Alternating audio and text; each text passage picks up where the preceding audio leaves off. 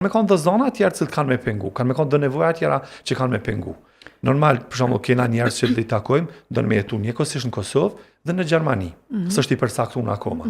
Përderisa s'është i përcaktuar, është një stres i madh, cilin po vlon brenda personit.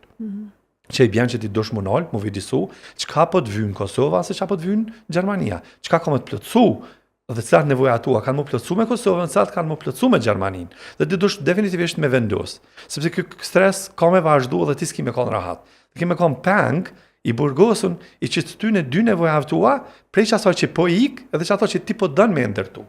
Kështu që sa kena me kod vetëdijshëm, këtë komo varë prej punës tonë që na e bojna.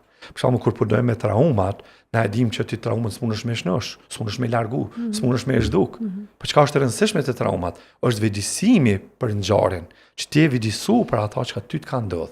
Kështu që edhe në jetën tonë të përditshme, na duhet me përdorë çet aspektin e vëdësimit. Mu vëdësu sepse edhe trupi ka vëdijen e vet. Që i bën që na duhet më mirë me trupat tonë, me punu me ta në aspektin fizik, me marrë një frymëmarrje dhe mu vëdësu përmes kësaj frymëmarrje, atë qetësinë e brendshme.